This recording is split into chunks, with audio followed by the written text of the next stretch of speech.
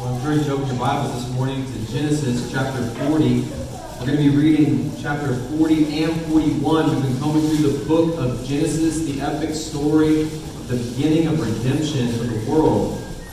And this week we're in chapter 40, but 40 and 41 really go together to create a whole unit for what God is doing through the life of Joseph. You can find that on page 42 of the Black ESV Bible. If you don't have a Bible, take that Bible with you. Consider it our gift to you this morning. But everyone has a Bible.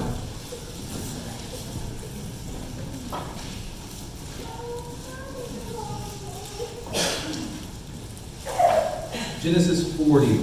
This is the Word of God speaking directly to us this morning.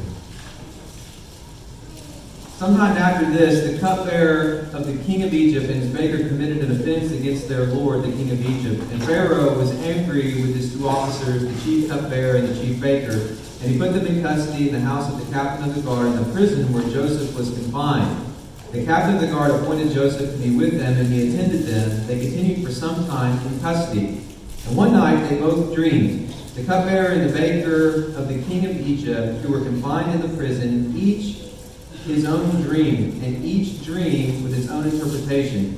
When Joseph came to them in the morning, he saw that they were troubled. So he asked Pharaoh's officers who were with him in custody in his master's house, "Why are your faces downcast today?" They said to him, "We have had dreams, and there is no one to interpret them." And Joseph said to them, "Do not interpretations belong to God? Please tell them to me." So the chief cupbearer told his dream to Joseph and said to him, "In my dream there was a vine before me, and on the vine there were 3 branches. As soon as it budded, its blossoms shot forth, and the clusters ripened into grapes. Pharaoh's cup was in my hand, and I took the grapes and pressed them into Pharaoh's cup and placed the cup in Pharaoh's hand." Then Joseph said to him, this is its interpretation. "The 3 branches are 3 days. In 3 days Pharaoh will lift up your head and restore you to your office, and you shall place Pharaoh's cup in his hand as formerly when you were his cupbearer. Only remember me when it is well with you, and please do me the kindness to mention me to Pharaoh, and so get me out of this house. For I was indeed stolen out of the land of the Hebrews, and here also I have done nothing that they should put me into the pit." When the chief baker saw that the interpretation was favorable, he said to Joseph, "I also had a dream. There were 3 cake baskets on my head, and in the uppermost basket there were all sorts of baked food for Pharaoh, but birds were eating it out of the basket on my head." And Joseph answered and said, "This is its interpretation. The 3 baskets are 3 days. In 3 days Pharaoh will lift up your head from you and hang you on a tree, and the birds will eat the flesh from you." On the 3rd day, which was Pharaoh's birthday, he made a feast for all his servants and lifted up the head of the chief cupbearer and the head of the chief baker among his servants. He restored the chief cupbearer to his position, and he placed the cup in Pharaoh's hand. But he hanged the chief baker, as Joseph had interpreted to them. Yet the chief cupbearer did not remember Joseph, but forgot him. After 2 whole years, Pharaoh dreamed that he was standing by the Nile. And behold, there came up out of the Nile 7 cows, attractive and plump, and they fed in the reed grass. And behold, 7 other cows, ugly and thin, came up out of the Nile after them, and stood by the other cows on the bank of the Nile. And the ugly, thin cows ate up the 7 attractive, plump cows. And Pharaoh awoke, and he fell asleep and dreamed a second time. And behold, 7 ears of grain, plump and good, were growing on one stalk. And behold, after them sprouted 7 ears, thin and blighted by the east wind. And the thin ears swallowed up the 7 plump, full ears. And Pharaoh awoke, and behold, it was a dream. So in the morning the spirit was troubled, and he sent and called for all the magicians of Egypt and all its wise men. Pharaoh told them his dream, but there was none who could interpret them to Pharaoh. Then the chief cupbearer said to Pharaoh, "I remember my offenses today when Pharaoh was angry with his servants and put me and the chief baker in custody in the house of the captain of the guard. We dreamed on the same night, he and I, each having a dream with its own interpretation. A young Hebrew was there with us, a servant of the captain of the guard. When we told him, he interpreted our dreams to us, giving an interpretation to each man according to his dream. And as he interpreted to us, so it came about. I was restored to my office, and the baker was hanged. Then Pharaoh sent and called Joseph, and they quickly brought him out of the pit.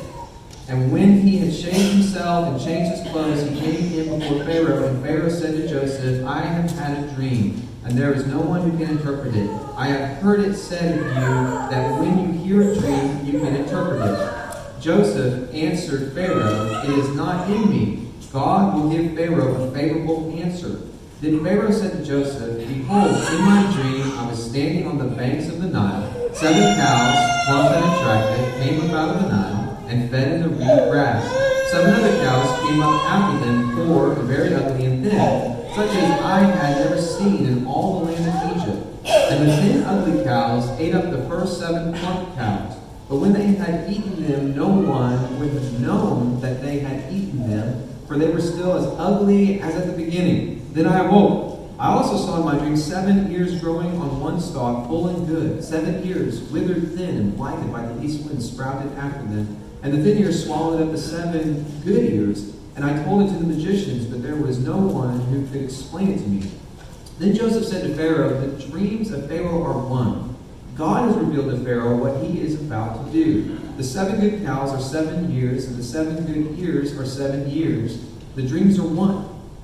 The 7 lean and ugly cows that came up after them are 7 years, and the 7 empty years blighted by the east wind are also 7 years of famine. It is as I told Pharaoh. God has shown to Pharaoh what he is about to do. There will come 7 years of great plenty throughout all the land of Egypt, but after them there will arise 7 years of famine, and all the plenty will be forgotten in the land of Egypt. The famine will consume the land, and the plenty will be unknown in the land by reason of the famine that will follow, for it will be very severe. And the doubling of Pharaoh's dream means that the thing is fixed by God, and God will shortly bring it about. Now, therefore, let Pharaoh select a discerning and wise man and set him over the land of Egypt. Let Pharaoh proceed to appoint overseers over the land and take 1/5 of the produce of the land of Egypt during the 7 plentiful years. And let them gather all the food of these good years that are coming and store up grain under the authority of Pharaoh for food in the cities, and let them keep it. That food shall be a reserve for the land against the 7 years of famine that are to occur in the land of Egypt, so that the land may not perish throughout the famine. This proposal pleased Pharaoh and all his servants. And Pharaoh said to his servants, can we find a man like this in whom is the Spirit of God? Then Pharaoh said to Joseph, since God has shown you all this, there is none so discerning and wise as you are. You shall be over my house, and all my people shall order themselves as you command. Only as regards the throne will I be greater than you. And Pharaoh said to Joseph, see, I have set you over all the land of Egypt. Then Pharaoh took a signet ring from his hand and put it on Joseph's hand, and clothed him in garments of fine linen, and put a gold chain about his neck.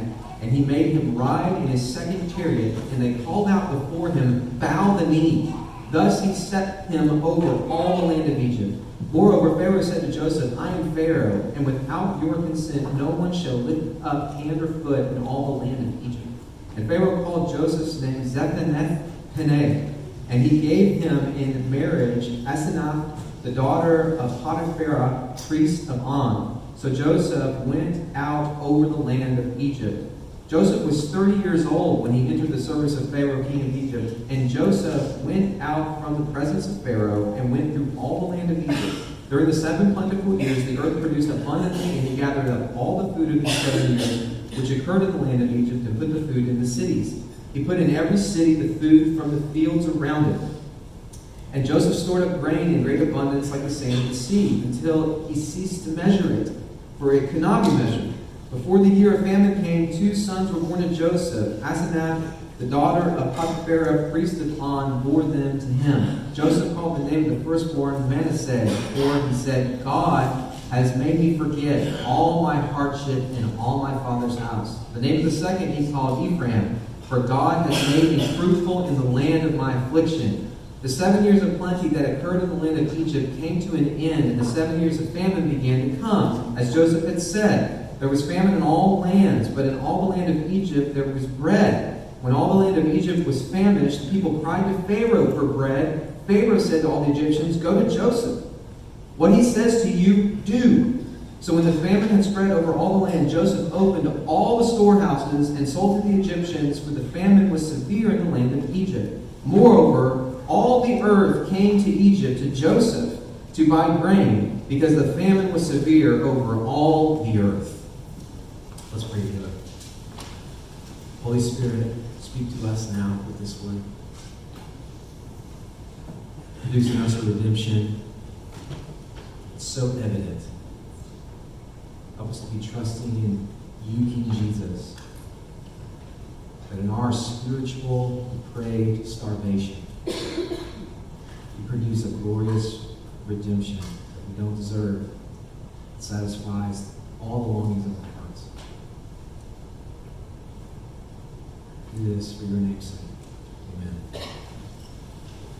Dreams are mysterious, aren't they? You ever had a good dream or you had a bad dream? I think I've had the nightmare that every pastor has. I've had a dream that's so vivid that I'm in the church and I'm preaching. There's a lot of people there everywhere. And then in the middle of the worship service, a bunch of people start to leave. And they start lining up the back doors. Not everyone, but some of them. It's very evident. And people are kind of getting worried. And their hearts are racing. And something happened. And why are people leaving? Why are they walking out? And I look to the associate pastor, who's not Josh. It's someone I don't know. And I look to him and I say, this is all your fault. What's the meaning of that?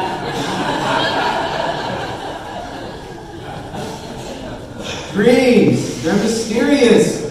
What do they mean? I have all kinds of crazy dreams. Sometimes I have deja vu. It's true. I dream something, it comes out later. Let's pray that doesn't happen. With the nightmare. It's only the pleasant dreams, right? You can get a course you can take online on about dream tending from Professor Dr. Steve Alzenstadt. He'll teach you about how to interpret and what they mean. This can be big business. Why do we have dreams? What's that about, right? There is a mystery to it. Dreams are very common throughout the Bible. God uses dreams throughout Scripture, like in this passage, to talk about the future. He uses dreams to instruct people. In Matthew 1, he gives Mary and Joseph a dream concerning the birth of Jesus. Daniel in Babylon is an interpreter of dreams, and he develops a good reputation by being able to do that. The Lord himself actually says in Numbers 12:6, he says, I speak to the prophets in dreams. So dreams are important. The irony that I think Moses wants us to see in this particular passage of Scripture this morning is we're beginning to see what has become of Joseph's dreaming, haven't we? Because whenever Joseph was sold as a slave, that's what his brothers said. They threw him in the pit and they said, let's see what happens to his dreams. Well, Moses wants us to see that what's happening to his dreams is salvation. That's what God's do. He's using this dreamer to actually bring about something that God's people are going to need before all is said and done, which is the marvelous, wonderful grace of God. That's what they need. They need the covenantal blessings to not just be true for the Egyptians, which it is. It's becoming true for the Egyptians, isn't it? Because Joseph's there. But they want the blessings of God's love and favor to be true for them. And God's going to do that through Joseph. And in these dreams, in this passage, what we see are two very important truths that we need to be believing about God if we're going to be blessed by Him, if we're going to be part of His covenant, if we're going to experience the salvation He offers us. And the first one is God controls the future. God controls the future. And the second one is God gives redemption. God gives redemption. By the end of this passage, I want us to see those two truths so that we're trusting in God's sovereignty over the future and trusting in God's power to give redemption no matter what the future holds. God can produce amazing redemption in our lives if we're believing and trusting in His anointed one. Like in this passage, the anointed one would be Joseph, and he's providing a physical salvation, isn't he? With the bread that he's providing for the people. It says the whole earth came to him. But in our story, that's Jesus, isn't it? It's through Jesus that God redeems us spiritually from spiritual starvation. And He does redeem us physically with a resurrection, right? When we're united to Christ, we do receive a physical redemption too. But these two truths, God's control over the future and God giving us redemption, make God the main character of the story. Can you see that? It's so easy to take these Old Testament stories and we make the main character us, and we make the main character Joseph. The main character is God. Is God the main character in your story? Is God using His sovereign will to produce a salvation so when people remember you, they remember God? So that your final will and testament is to the glory of God and what God did with His salvation through His Messiah in your life. God's the main character of the Bible, and He should be the main character to us. That's why a lot of our ministries, just side note here real quick, they need to be God-centered, don't they? Because the Bible's God-centered. We're not people-centered. We serve people, but we serve people because God is at the center of all that we are and all that we want to accomplish. It's an amazing thing. So as we see God, the main character of the story, what we're looking for is we're looking for this redemption that He's putting in the story by predicting the future through Joseph's dreams and through the salvation and the blessing that He pours out for all the earth through Joseph. And so let's look at the text and see the first truth to this, that God is controlling the future. Where do we start? I'm not going to rehash everything, but let's start in verse 1, chapter 40, verse 1. Sometime after this, the cupbearer and the king of Egypt and his baker committed an offense against their lord, the king of Egypt. And Pharaoh was angry with his two officers, the chief cupbearer and the chief baker, and he put them into custody in the house of the captain of the guard, in the prison where Joseph was confined. Not a coincidence. God's behind all of this, motivating these interactions.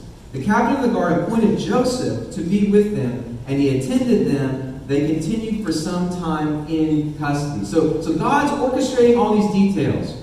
Because what God is trying to do is get Joseph out of the pit. So that's a theme throughout Joseph's life. Chapter 41, verse 14. Did you see that where it says, Then Pharaoh sent and called Joseph, and they quickly brought him out of the pit. That's the climax right there of the story where Joseph is getting taken out of the pit by God. And it's harkening us back, isn't it, to what the brothers did whenever they threw him in the pit. Now finally, Joseph is getting pulled out of this. And so God's going to get him out of this pit. So He gives Joseph this wisdom to interpret the dreams. And these dreams are about the future of these two men. These two men, the cupbearer and the baker, and not the candlestick maker. And one of them is going to be given life, and the other one's going to be given death. Did you notice how it's talking about their heads? That phrase in verse 13 of 40, in 3 days Pharaoh will lift up your head and restore you to your office. And then he looked at the baker and he said, Pharaoh will also lift up your head. That's the same phrase. But one of them means life. The other one means death. Both of these are coming from God. You see what he's saying? God is in control. God is sovereign in the plan. And Joseph recognizes God's authority in this interpretation, doesn't he? Look at verse 8.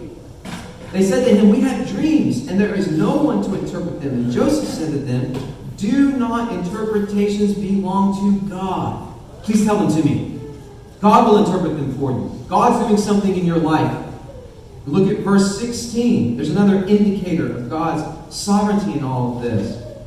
As you go through this passage, you see, when the chief baker saw that the interpretation was favorable, he said to Joseph, I also had a dream, and there are these 3 baskets. And he begins to talk about these things, right? And as he's talking about these things with the baskets, and Joseph said he's going to lift up his head, what happens is they all come true. On verse 20, on the 3rd day, which was Pharaoh's birthday, he made a feast for all his servants, and lifted up the head of the chief cupbearer and the head of the chief baker from his servants, and he restored to the chief cupbearer his position, and he placed the cup in Pharaoh's hand. But he hanged the chief baker as Joseph had interpreted to them.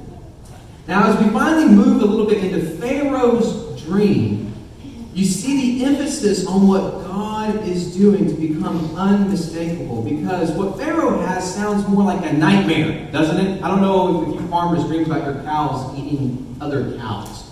Do you?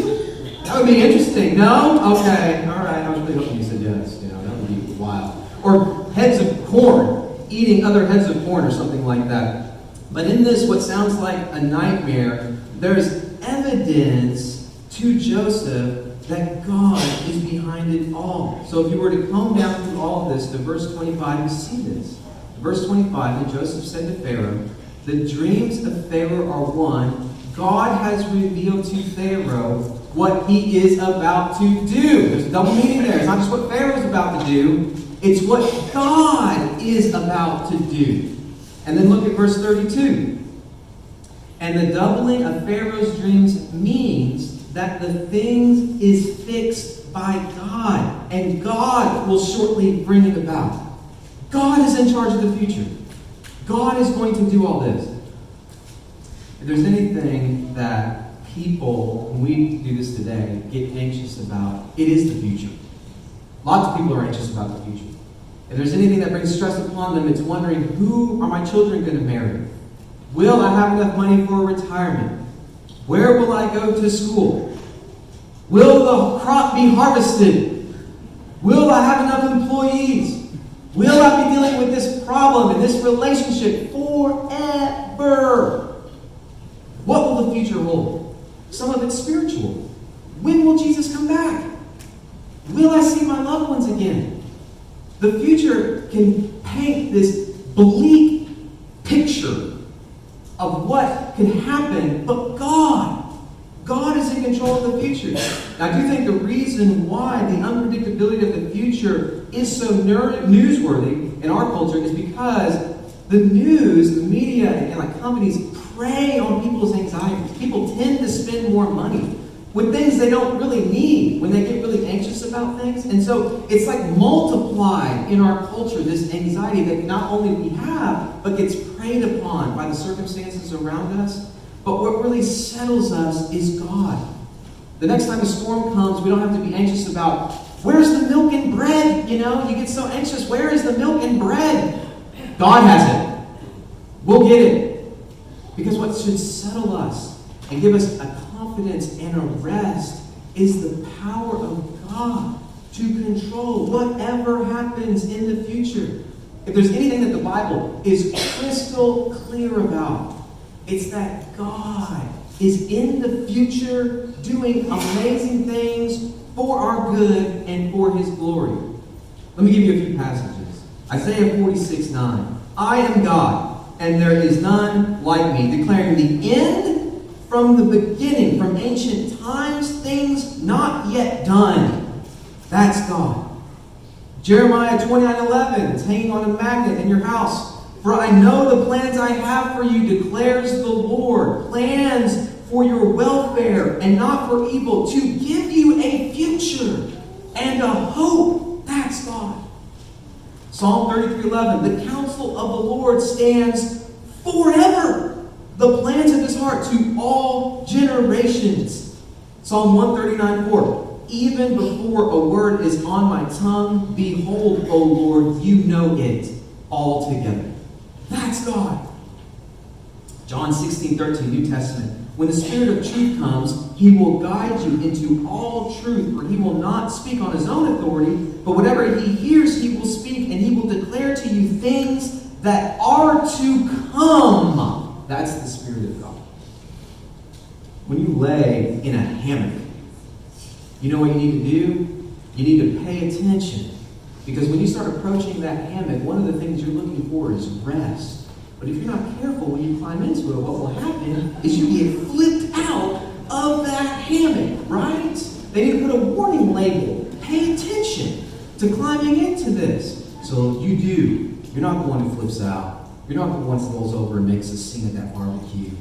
You are the one who gets in, pays attention, and finds rest, even in a little short amount of space. And you're actually helping the hammock fulfill its purpose. Congratulations. That's you. Climbing into, if you will, God's sovereignty about the future is like that. You got to pay attention, or you get flipped out by it. You got to step into it, paying attention to what makes God powerful, to how God thinks, to having God's perspective so that you can find genuine rest. If you don't pay attention to stepping into God's sovereignty, then you won't find that rest. You won't find it. You'll continually be frustrated. You won't be fulfilling the purpose God's sovereignty has for your life, which is to give you that rest. God wants you to rest in Him, knowing that He controls the future. Sometimes that gets misinterpreted. Sometimes thinking about God's sovereignty over all things, especially the future, gives people a license to not care. Well, then why should I care? That's a misinterpretation. If we get wobbly about it, it's because we have a misunderstanding of the relationship between God's sovereignty and human responsibility in the Bible. God's sovereignty, it's like cruise control. It will get you there, but you still have to pay attention to the road. God's control over the future should give us rest. But one of the things it should also do is God's control over the future should humble us and satisfy us with a confident joy. It really should. You know who's trying to rob you of joy right now? The devil. I don't want to be a gloom and doom kind of preacher guy, but I'm telling you, the devil is real. The forces of evil are real, and they are trying to rob you of joy. You know what else is trying to rob you of joy? Your own sin. The nature of sinful man to only live for ourselves and gratify our own desires and not care about anyone else is robbing us of the joy that God is trying to instill in us with the gospel. Random meaninglessness is not in charge of our future. So we don't have to go into this sort of free-for-all mindset that nothing matters. Children are not in charge of our future. We don't have to step into the future with our kids being in control of our lives and our homes and our money and all of that. We don't have to take out loans so our kids can play sports. They're not in charge of the future. Sickness is not in charge. It's so easy to think it is when it controls so much of our lives, but it's not. Sickness is not in charge of our future. Time is not in charge. God is in charge. Hallelujah. You're looking for deep, soul-satisfying joy? Trust in God being in charge of your future. God's not just in charge of the future, though. It says that God gives redemption. God gives redemption. We see this in 41:33.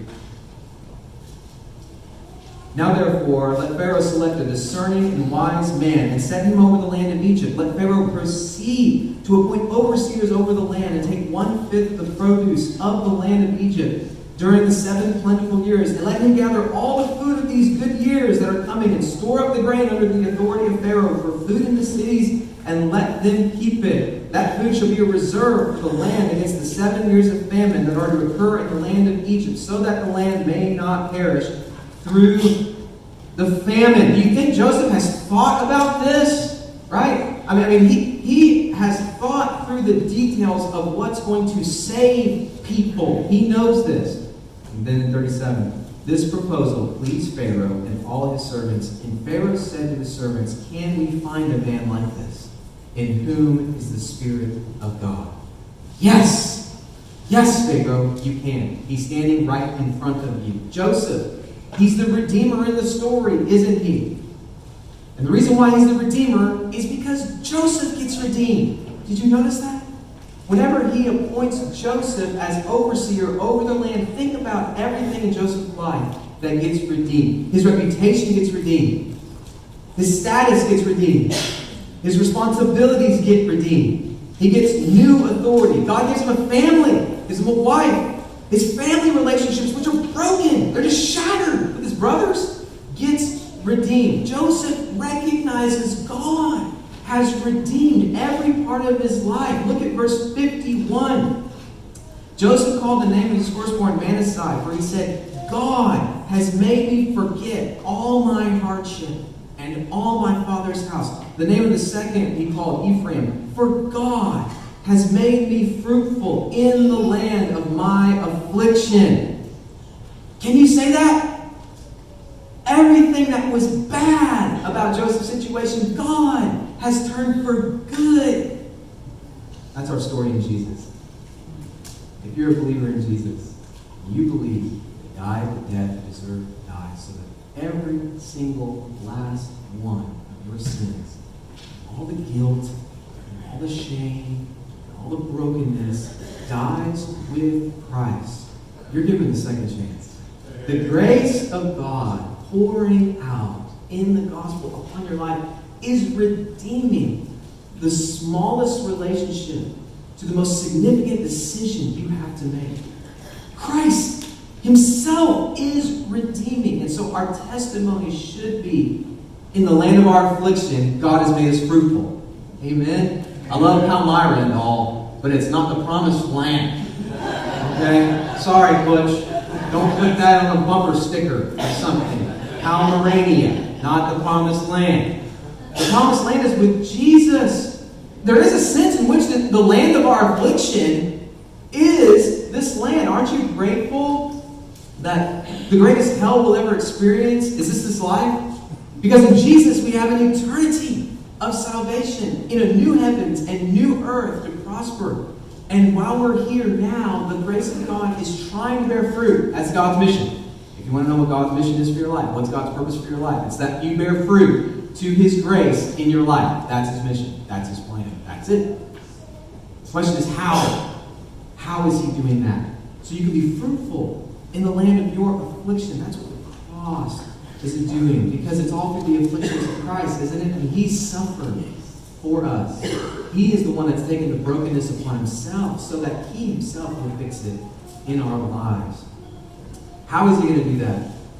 When you think about chaos that swirls in your life, the problems that you experience or that others experience, how is it that God, in the gospel, is going to give a redemption that He promises to give to fix what's broken? There's so many ways. I mean, some days, if you're like me, there are some days, from the second you wake up in the morning to the second you go to sleep, there's a problem.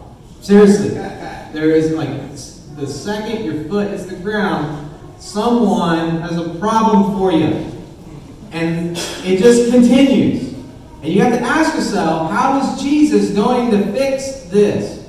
And the way you answer that really makes the rubber hit the road, because it takes a very practical intentionality to think through how you can live out an ethic, how you can have the right kind of attitude, how you can have the right kind of words, how you can have the right interaction with your decision making, so that the most good from the gospel really lays bare on the problem and starts anointing it like oil, right? It's like a balm that's put on a wound that begins to heal it in time. That's what God's doing. So how can we do that? I got a few ways for us.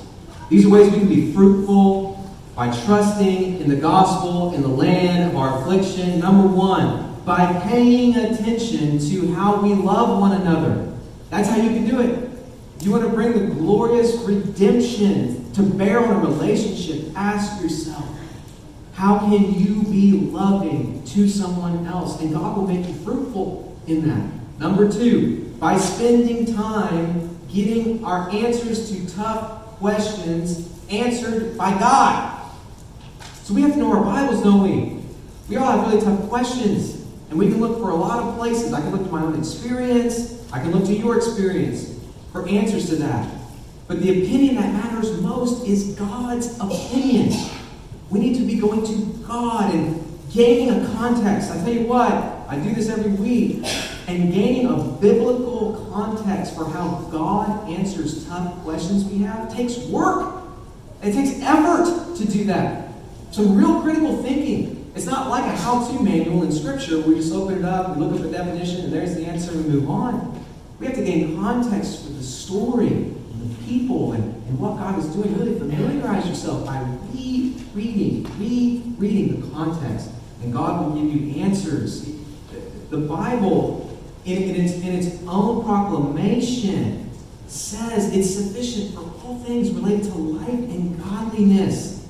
The Scripture's testifying to how in all situations we can produce fruit. We can be godly. We can actually exercise the same characteristics as Christ. We live that out when we're letting God answer questions. Number three, by praying for it. By praying for it. Do you pray, Lord, make me fruitful for you? That takes an intentionality to remember to pray for that, really be praying for that. Do you pray that for others in the church? This is one of the reasons why we've got to get going on a directory or something. We've got to get some kind of prayer thing going so that we all can be praying for each other, that God would make each of us fruitful for His glory in the church and in the community. Pray for it. Number four, by having a spiritual mindset when we interact with others. I can talk about the heat. I can talk about the crops just a little bit, Brian, just a little bit. I'm telling just a little. But we need to have a spiritual mindset, so we're talking about the spiritual things of life. What are you trusting in, brother? What are you believing in?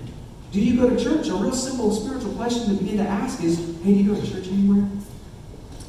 Hey, ask them this, do you have a relationship with God? You begin to ask people these spiritual questions when you have a spiritual mindset about what's going on. Whenever people have a problem and their relationship is completely broken, maybe it's a relationship with their kids, or it's a relationship with someone at work, you can begin to ask them, why do you think that is? Why is that? Hey, what do you believe? What are you thinking? And you get into the spiritual conversation for what God is doing in people's lives. That takes intentionality. And then finally, number 5, by living out Christ's example. Already talked about it. There's lots of ways we can do that. We offer Christ's example when we sacrifice for one another. We offer Christ's example whenever we're trying to be reconciled. There has to be a concern for reconciliation because it's exactly what Christ does for us in the gospel. He reconciles us to God. And all of these desires take action, don't they? If we're designed to be fruitful, it takes action. So let's say you're going to take a trip. You're going to go to Glacier National Park, or you're going to go to Yosemite, or you're going to go to Hawaii, or you're going to go to St. Louis. You just love it there. You love good old St. Louis. You have a desire. What are you going to do? I don't know. Maybe check to see if you have any money. That would be a good place to start. Maybe check to see if you have any time in your schedule. Load up the car. Load up the kids. Have you ever loaded up a van full of kids? Take them across the country? Our rule is you're not allowed to leave until every nook and cranny of the van is filled with something. We can't leave yet. There's still a space over here for something. Somebody grab something. Get a toy. Stuff it in there. Okay, we're good. Let's go. Is there a place to sit? Yeah. Let's get out of here. Right? Your desire translates into action. The same is true about understanding. If you were to give me a test to demonstrate whether or not I know how to wire my oven in my house, the true test is whether or not I push the house on fire or not. Right? Because if you really understand something, you really desire, there's going to be on some level, some action. There's going to be some demonstration of that knowledge. If we're really desiring, you desire God's grace to be evident and bearing fruit in your life in the land of your affliction, because you know God gives redemption. There'll be action. There'll be action. There'll be some way. Not perfect. None of us are perfect. None of us. That's not even in the equation. But there'll be some way of measuring our actions if we desire that. And God uses all that as a means. It's a means by which His sovereignty lays bare, where people see that He's real and that Christ is real. And He's raised from the dead and He has a power to redeem their lives. What's the alternative? Look at the alternatives this world offers to save people. They're pathetic. The next great product, the pill you're supposed to take, that's not going to save you. The next great diet, how many diets are there out there? Everywhere I turn, there's a keto diet, there's a caveman diet, there's a parasite diet, there's a parasite cleanse. There's all kinds of diets, yoga. I mean, I like running. You know, some of y'all see me running, please don't hit me. When you see me out there, pay attention to me on the road, especially if I'm on a bike. Really pay attention then. But the greatest redemption happens when it's from the inside out, not the outside in. And only God can do that. Only God can do that. And He does it very specifically in Jesus. God controls the future. God provides redemption. So what's the result of all that? Salvation. Verse 53. 7 years of plenty that occurred in the land of Egypt came to an end. And the 7 years of famine began to come, as Joseph had said. There was famine in all the lands, and in all the land of Egypt there was bread.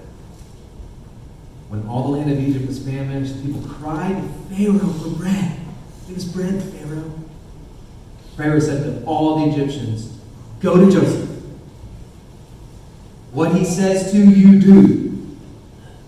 So when the famine spread over all the land, Joseph opened all the storehouses and sold to the Egyptians, for the famine was severe in the land of Egypt. Moreover, all the earth came to Egypt to Joseph to buy grain, because the famine was severe over all the earth. It'd be really easy to turn it into a lesson about wealth, right? I mean, I'm sure there are some really positive principles to take into consideration that deal with our finances here. But the bigger lesson is that God's sovereign will to provide for people is extravagant, it's generous, and it happens through His anointed one. That's what we want. And when you trace the escalation of that idea, so if you take that idea here and you start tracing it, it begins to escalate throughout Scripture until you get to Jesus. Because when you get to Jesus, there is a fulfillment in this plan with the bread of life. That's how Jesus talks about it. Jesus was once sitting by a sea, the Sea of Galilee, and a large crowd had followed him there. And he was healing the sick. So people were coming and they were bringing the sick to him while he sat by the seashore. And Philip was talking to him, and he asked Philip, where can we buy bread so that people can have something to eat? And Philip didn't know, but there was a little boy, and the little boy had 5 barley loaves and 2 fish. And you know the story. Right after that episode, after Jesus fed everyone, the disciples came to him and they started asking him about bread. How did he do this with the bread? Did he go out and buy the bread? The disciples are constantly confused by Jesus, aren't they? And Jesus says to them this, do not work for the food that perishes, but for the food that endures to eternal life, which the Son of Man will give to you. Then they said to him, what must we do to be doing the works of God? Because that's a work of God. Jesus answered them, this is the work of God, that you believe in Him whom God has sent. Feast your starvation on Christ. He is your bread. The eternal bread of life that He gives to us will never let us down. It becomes a part of us. When we participate in the Lord's Supper, we do it regularly to remind ourselves that that's true. That when we're believing on God, that is feasting, isn't it? Faith is feasting. Let that be the motto of our church. Faith is feasting on Christ. And the whole earth gets blessed with that salvation through us. The whole earth. Sometimes I think that we would all like a DeLorean time machine, right? Like Michael J. Fox had. He had that DeLorean time machine so you can go back in time. Because we have so many regrets. There are things that we've done, and we've got to go back in time. And if we change those things, then our future will be different. If we could just go back in time. But the Hulk taught us that's not how time works. That's not how time travel works in Endgame. But we all think that that's true. The problem is the time machines aren't real. And that's not true. But we've got something better. Did you know that? There's a better truth that we're clinging to. So we don't have to worry about regrets. And here it is. Our future has never been in jeopardy. With God, when God's on your side, when God gives you redemption, you don't have to worry. There are areas of our lives where we make significant mistakes, and if we're not careful, the past will define who we think we are now and who we think we're becoming later. But if you have Christ, your identity is already set on a rock. And that identity is that you are a son and daughter of King Jesus. And nothing can change that. Christ has determined it by the dying and rising of Himself for you. Let that be your seal. Bank on that. Commit your life to that. And watch God start dictating redemption. He'll start moving in the brokenness of our lives so that we don't have to be defined by our past. But we can see solutions come to those problems, can't we? When we're applying it to our lives. Let faith be greater than fear. I know we talked about that a lot when Ron was with us. Because it's so true. Don't be afraid. Let faith triumph and watch God take the good news of Jesus and begin saving us. If Jesus is the answer to people's problems, and our faith in Jesus is the bread that people need for their hungry souls, then we really need to be doing what Martin Luther said we should be doing. And so we need to be beggars showing all the other beggars where to find the bread. And that's our mission. It's to spread the wealth of bread we have in Christ to thirsty, hungry, dying souls. That's what we do. The solution to everyone's problem in our culture is not another election cycle. The solution to everyone's problem is Jesus. Let's be sharing him. Let's be enjoying him. Let's be watching him do amazing things in our lives. Let's be praying together to him. Pray together. If you want to be encouraged, you're not part of the Sunday school class, you're not part of the small group regularly, where you're praying with other believers to King Jesus to be doing amazing things in your life, you're missing out. You might be starving. Feed your soul on Christ and do it together in the body of Christ and watch God be doing things to spread that good news to others. Let's pray together. Pray he does that. Dear Jesus, do this in us. Help us to be really clinging to all that you have accomplished and want to accomplish in our lives. Make us mindful. We want to have a spiritual mindset where we're not constantly focused on the things of this world, but we're focused on what you want to do through us. I pray that you would provide a conviction.